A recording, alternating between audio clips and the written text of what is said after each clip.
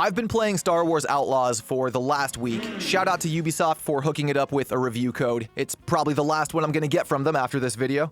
I've been looking forward to this game ever since it was announced a couple of years ago, and now that it's finally here, after my nearly 60 hours of playing this game, my biggest takeaway is, that's it?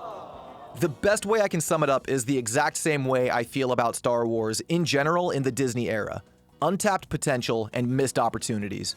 I think Outlaws falls into the same trap a lot of other recent Star Wars projects have fallen into, in that it's way too safe, especially to be called something like Outlaws. If you go into this expecting to become a heartless villain who rules the criminal underworld, you'll be let down.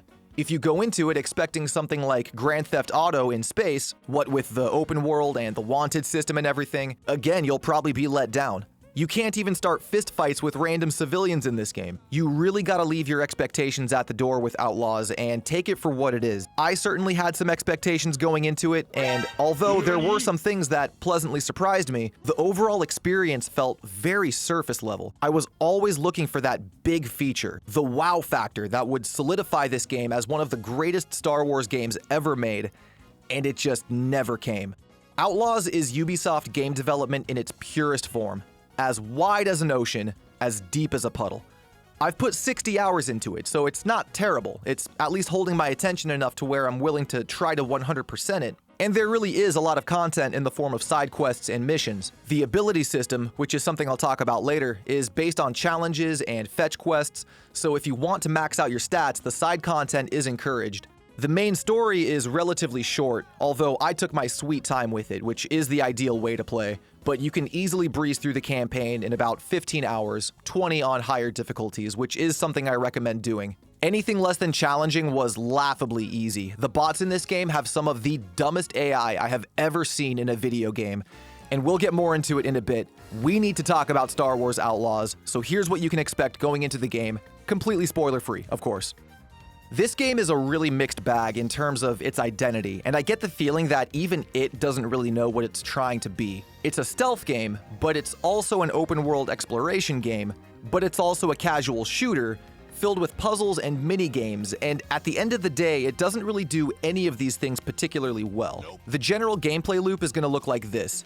Accept mission or quest, go to the place it tells you to go, get the thing it tells you to get without triggering alarms, and then get out of the area. And that's pretty much the rinse and repeat cycle. There are some exceptions. Some of the side missions have time-based objectives where you need to deliver goods within the time frame, or the goal might be to destroy all the enemies, but more often than not, you're going to be sneaking around trying not to trigger alarms. If alarms go off, in most cases you lose and are warped back to the last checkpoint. For the first 5 hours or so, I was still trying to stealth my way through everything and really figure out the AI's behavior, but like I said, this AI is dumb as rocks. You can honestly run into most situations with the blaster and dominate. As long as you prioritize taking out the enemies that go to trip the alarm, you're safe to just start blasting because the AI has such a short awareness radius, and even if you get into a direct firefight, the bots are gonna miss 90% of their shots anyway. I'm blasting this group of bad guys right in front of me. These guys up on the hill don't hear or see anything, even though they're looking right at me while I murk their friends. It's hilarious, so truly, don't feel like you need to stealth through everything. I did in the beginning, and it really slowed the process way down. There will be sections where you have to stealth, of course, but as far as story missions go, as long as you don't trigger the alarms, you can literally get away with murder. I think it's kind of a slap in the face to the game's design. It's a stealth game. You should be rewarded for good stealth gameplay, but when blasting the enemy is so much more convenient and effective, why even bother with the stealth? Especially in late game when you've unlocked a lot of abilities and upgrades, K feels really powerful and you can take out crowds without much trouble at all, even on the hardest difficulty. The enemies are straight Neanderthals, and the game just feels safe, like it's just giving you the win to make you feel good. I'd say it's a lot like LEGO Star Wars in that sense, but even the LEGO AI is smarter than this. The reputation system was something I was really looking forward to playing with. I could not wait to join Crimson Dawn, which was the first syndicate I maxed out my rep in, and it's the one I recommend everybody maxes out first because the rewards you get for it are the best for a playthrough, in my opinion. As you level up your reputation, you earn these faction rewards from each syndicate. At first a blaster skin, then a charm that gives passive boosts, and finally a unique outfit set. The Crimson Dawn uniform has excellent passive buffs that make stealthing easier, Not that you really need it, but it's what I went after first. Not to mention it's pretty drippy. The reputation system is very easy to manipulate. I had all 4 syndicates maxed out by the halfway point of the story. I maxed out the Dawn, then the Ashiga clan right after I met them, and then Pikes and Huts followed right after. There's different brokers stationed on the 4 planets that offer you jobs and missions for the gangs, each with varied reputation and credit payout. Grinding just a couple of the high rep missions can easily max out your reputation with any one gang. It's kind of a joke how easy it is to get in their favor. The space missions usually grant high rep, and you can finish them fast, so just an honest 30 minutes of grinding can max out the reputation. The system is neat in concept, but in practice, it's a bit of a letdown. It's so much easier to increase your rep than it is to lose it.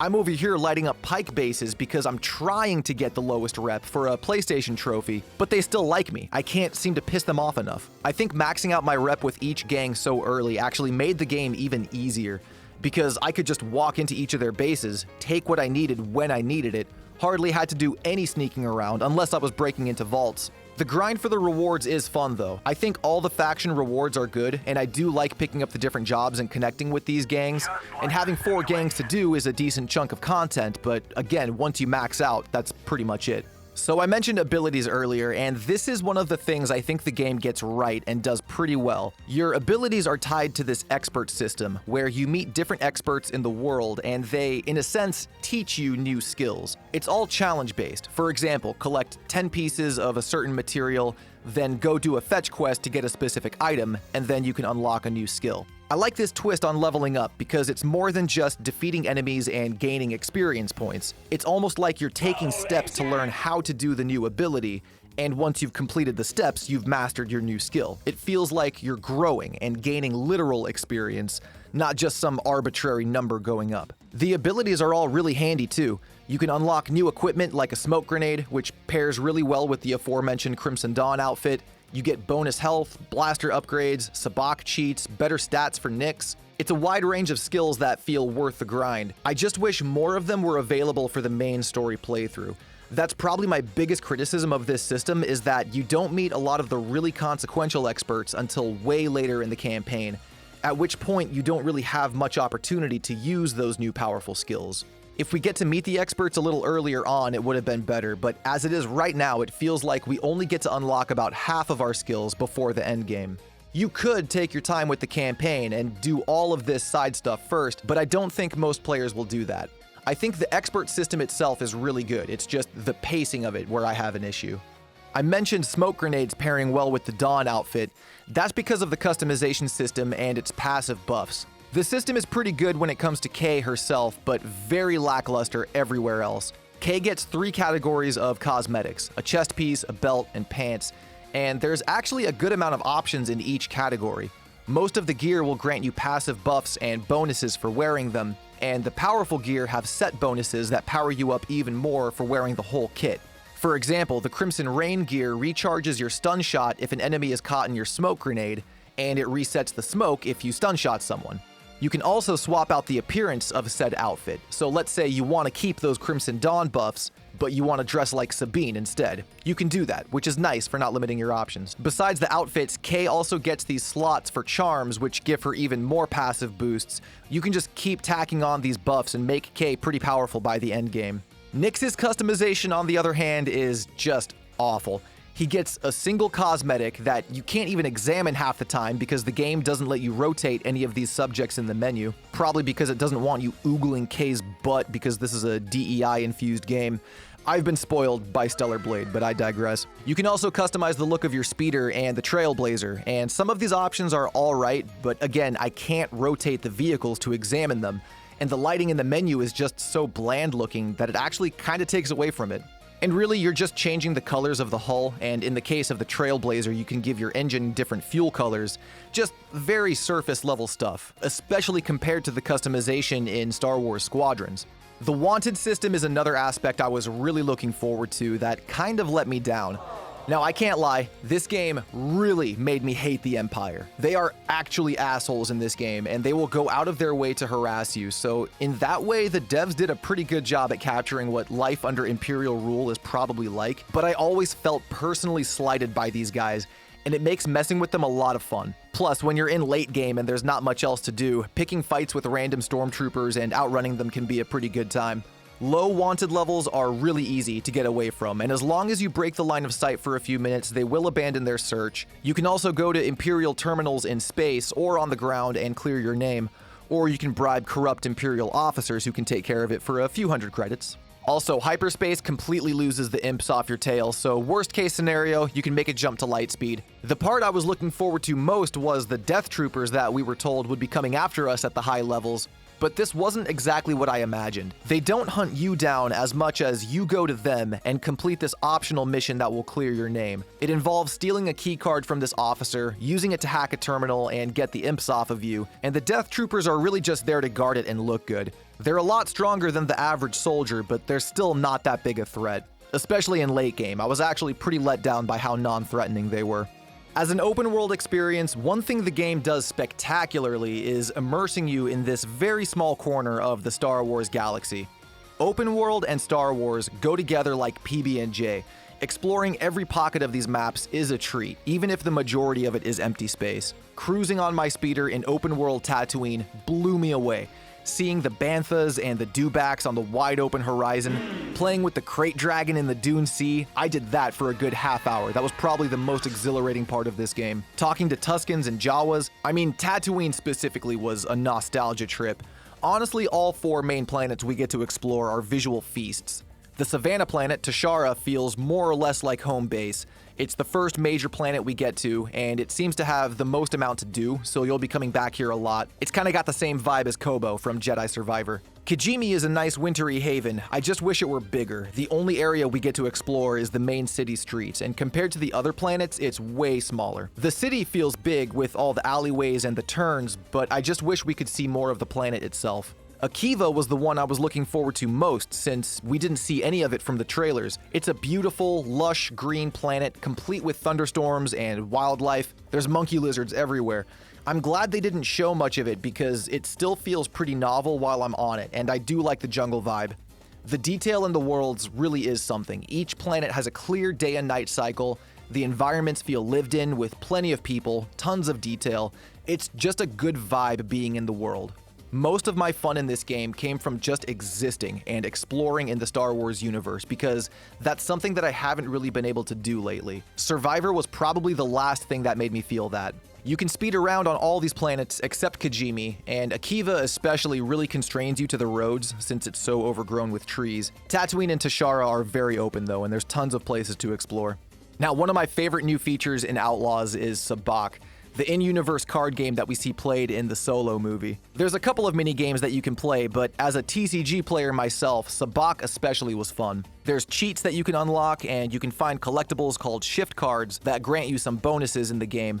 I'm going to have a video going over just Sabacc because it's honestly a really fun time, and if I have any TCG friends in my audience, I'm sure we can nerd out on that together. It's a nice break from the monotonous mission structure of the main story.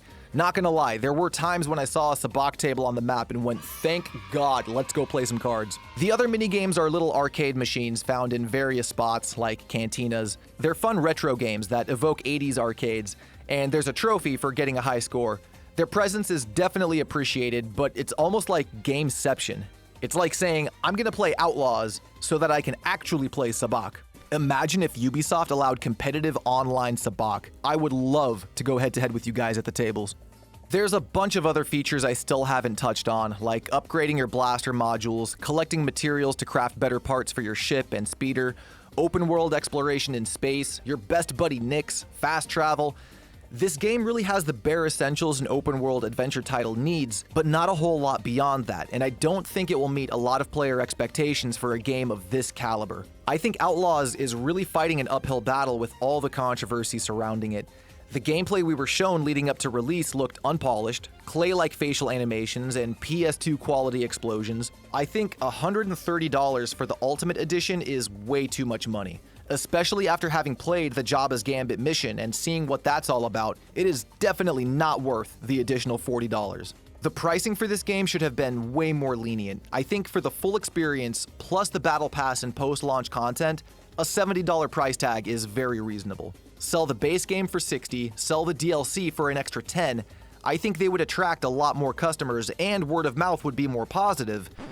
Oh, but then they can't sell Ubisoft subscription services, so never mind. There's also the fact they've completely uglified Kay Vess's character compared to the actress who portrays her. I don't think Kay is necessarily hideous, but when we look at this side-by-side comparison, the differences are night and day. Modern gaming has become a DEI-infested cesspool, and Outlaws unfortunately suffers from this. I swear, every other Rhodian in this game has the Killmonger haircut, and you already know that was on the checklist. I actually sat through the entire end credits to see if Sweet Baby Inc. had their grubby little fingers in this project, and I actually didn't see them, which was a nice surprise. I could have just missed it, but I did see that Disney had their own internal DEI consultation team that worked on this game, so it's all the same thing anyway. I don't get how these game companies don't understand that nobody actually likes that stuff. It's all virtue signaling and it's all to gain shareholder value. When it comes to customer goodwill, it just puts people off, and it certainly doesn't compensate for a mid-game. DEI can make a good game better, but it absolutely makes a bad game worse. At the end of the day, Outlaws isn't terrible, but it's not great either. It's painfully middle of the road, and that's probably the worst thing it could be. I think some people are really going to like this game. There's definitely an audience for it. It was certainly not made for me, but if you just take it for what it is, and again, check your expectations at the door, you can at least have a fun 20 hours or so in the campaign. If you just want to try the game without dropping full price for the deluxe edition, you can sign up for Ubisoft's subscription service and get it that way. I think it's either 18 or 19 bucks a month. Just make sure you immediately cancel that subscription, because that's the scheme they're going for with this. They want to price people out of the deluxe edition, which will force them to go through Ubisoft Plus and artificially boost those numbers. They're banking on people signing up and then forgetting about it and raking in that monthly charge. So do yourself a favor, be vigilant, get the game through Ubi Plus if you want, but cancel that membership immediately, or at least before the end of the month. My final review score of the game is 6 out of 10. It might seem harsh, and I am having fun playing it, but it's just like an itch that I can't seem to scratch. It's like edging, but I'm not doing it by choice. It's a frustratingly mid experience that is mixed with some very fun moments, but is held back by industry-wide issues that keep plaguing modern video games. The hype and build-up leading up to it is a big reason for my low score. I just expected more from this. You say you're coming out with open-world Star Wars, you better deliver open-world Star Wars, and this just felt like half the experience. But this is all one man's thoughts. Shout out to you if you made it this far in the video. This is a long one. Let me know if you'll be picking up Outlaws, and let's have a conversation in the comments. This has been Star. Keep shining, baby.